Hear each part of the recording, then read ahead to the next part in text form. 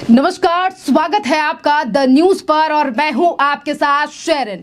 प्रधानमंत्री नरेंद्र मोदी गए रूस तो वहीं दूसरी तरफ भड़क उठे यूक्रेन के राष्ट्रपति ज़ेलेंस्की। जी हां, दरअसल आपके लिए बता दें कि इन दिनों प्रधानमंत्री नरेंद्र मोदी रूस के 2 दिन के दौरे पर है, जिसकी चर्चा सोशल मीडिया से लेकर भारत, अमेरिका और तमाम देशों में हो रही है। और इसी मीटिंग को लेकर अब भड़कना यानी कि बौखलाहट सामने आई है यूक्रेन के राष्ट्रपति ज़ेलेंस्की की। दरअसल आपके लिए बता दें कि ज़ेलेंस्की ने प्रधानमंत्री नरेंद्र मोदी और रूस के राष्ट्रपति व्लादिमीर पुतिन की मुलाकात को जो है वो निराशाजनक और चिंताजनक बताया है। इसे लेकर यूक्रेन के राष्ट्रपति व्लादिमीर और ज़ेलेंस्की के बयान भी जारी किए हैं और ज़ेलेंस्की ने प्रधानमंत्री नरेंद्र मोदी की मॉस्को की यात्रा की आलोचना भी करते हुए इसे शांति प्रयासों के लिए बड़ा झटका बताया है।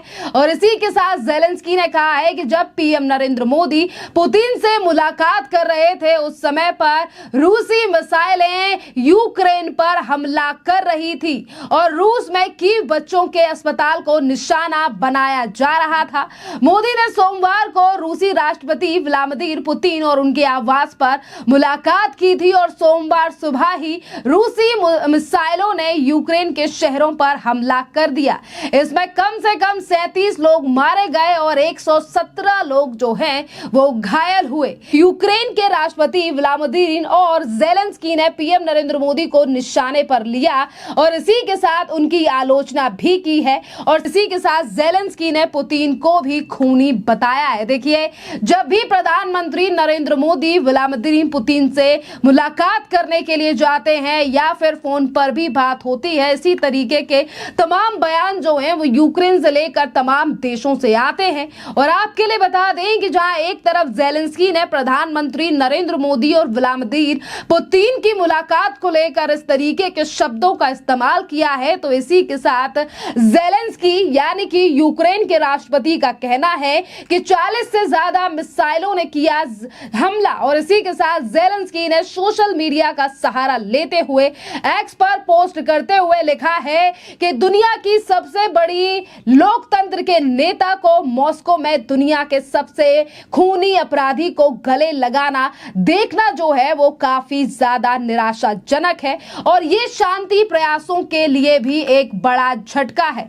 प्रधानमंत्री नरेंद्र मोदी जब से रूस पहुंचे हैं तब से ये खबर आई है कि रूस ने यूक्रेन के 5 शहरों पर 40 से ज्यादा मिसाइलों से हमला किया है, जिसमें यूक्रेन को काफी ज्यादा नुकसान हुआ। यूक्रेन के राष्ट्रपति व्लादिमीर और ज़ेलेंस्की ने इसकी पुष्टि यानी कि यूक्रेन के राष्ट्रपति ने जो है वो पूरे घटनाक्रम को लेकर जो है वो पुष्टि की है और बात जो है वो सोशल मीडिया के माध्यम से कही है।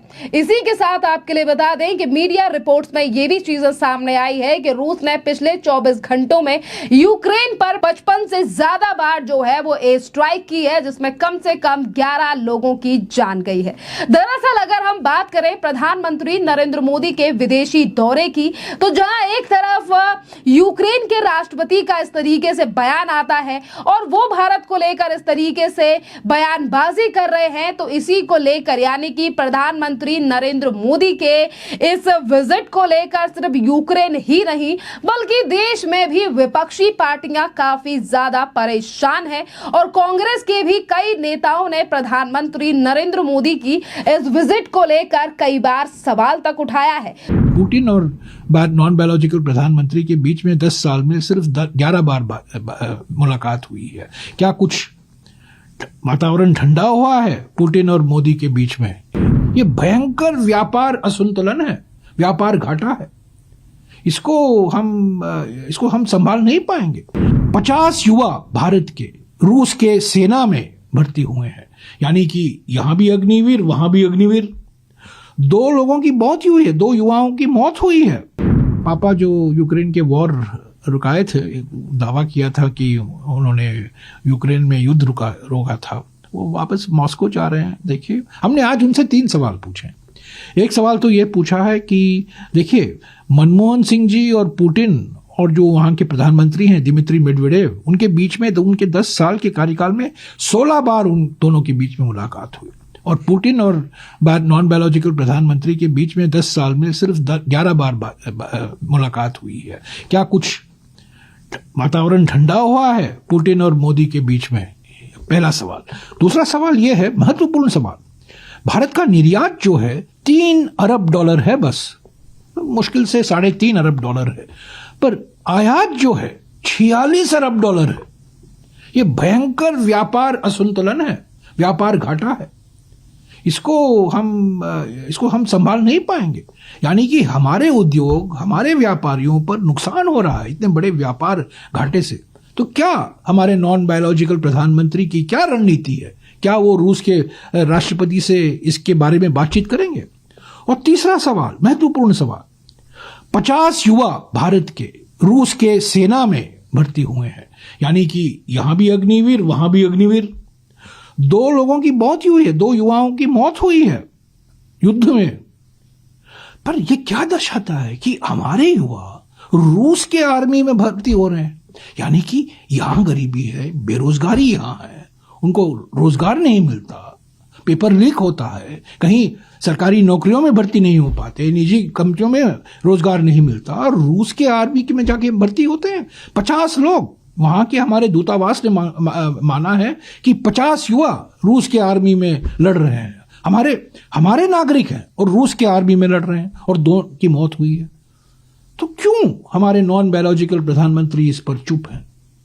इस उठाना चाहिए।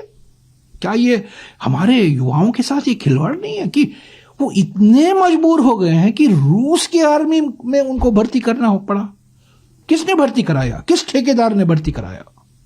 क्यों कराया? ये बताना चाहिए ना। तो ये सब सवाल उठते हैं।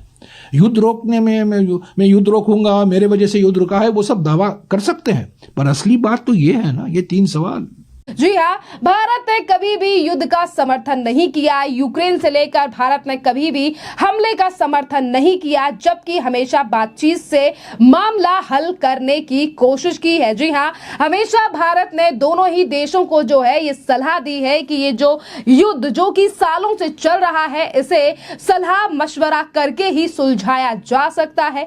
और इसी तरीके का बयान जो है वो अमेरिका के व्हाइट हाउस से भी आया, जिस पर यह कहा गया कि प्रधानमंत्री नरेंद्र मोदी ही एक इकलौते ऐसे नेता हैं जो यूक्रेन और रूस की इस युद्ध को रुकवा सकते हैं। जहां एक तरफ अमेरिका जैसा शक्तिशाली देश जो है वो इस बात को स्वीकारता है, प्रधानमंत्री नरेंद्र मोदी के बारे में इस तरीके से शब्द कहता है, तो वहीं दूसरी तरफ देश में जो विपक्षी पार्टियां हैं, आज भी वो प्रधानमंत्री नरेंद्र मोदी की इस विजिट को लेकर लगातार सवाल उठा रही हैं। और इसी में नाम मौजूद है कांग्रेस के नेता यानी कि जयराम रमेश का, जिन्होंने प्रधानमंत्री नरेंद्र मोदी के इस दौरे से पहले ही प्रधानमंत्री नरेंद्र मोदी को लेकर तमाम जो हैं वो सवाल किए। जयराम रमेश ने तो ये तक कह दिया और सवाल तक पूछे, और उन्होंने कहा कि पीएम यानी कि पूर्व प्रधानमंत्री पीएम मनमोहन सिंह थे, उन्होंने जो है वो पीएम मोदी से ज्यादा रूसी नेताओं से मुलाकात की। इतनी मुलाकात तो प्रधानमंत्री नरेंद्र मोदी ने भी नहीं की जितनी की पूर्व प्रधानमंत्री के द्वारा यानी कि मनमोहन सिंह के द्वारा की गई थी। और इसी के साथ आज जिस तरीके से भारत जो है वो सैन्य हथियार रूस से लेता है, इस पर भी कांग्रेस के नेताओं ने सवाल जो है वो उठाए। खैर, उस पूरे मामले पर आपकी जो भी राय हो, आप भी हमें कमेंट कर जरूर बताइए। धन्यवाद।